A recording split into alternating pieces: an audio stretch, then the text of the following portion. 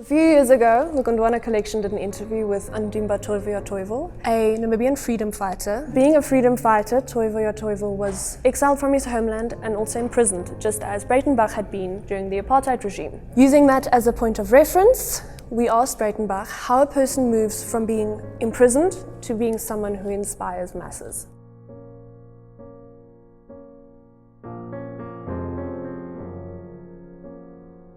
If you were to ask me that question, if it were possible the day after I'm dead, maybe I'll be able to give you a better answer, because that would be the only time when one says, okay, there's nothing I can do now anymore, and look back and see if there's any coherence to it. For so long have we been formatted and conditioned by the need to conquer and the need to dominate, all of us, in various ways. Dignity comes with agency, and that the sense of being able to change things. And of course then one knows enough after you spent some time in prison that you cannot do that alone. It has to happen with people who are very, very fallible units.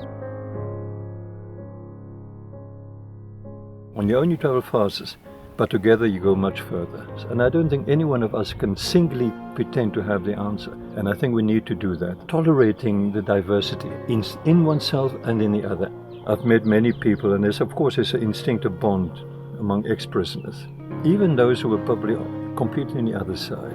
There's something that one went through together, and perhaps you have been forced to look into human nature in ways that you didn't really want to do, including your own. And of course you recognize people having gone through similar experiences in other parts of the world. I always say that, you know, the way children recognize one another among themselves, even if they don't know one another. Similarly, I think ex-prisoners recognize one another. Something in a way of having had some illusions burnt away too. Mandela did not expect to save the world, but he knew that he came with the riches of knowing who he is and where he comes from, and having changed in the process of that realization and making it available to other people.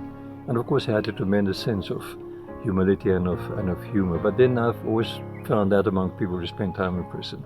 I wrote an essay called Mandela's Smile. I had the privilege of knowing or being in contact with him. What people don't often notice, I thought, was that when he was not smiling, there was a tremendous sadness there. So let us not underestimate that.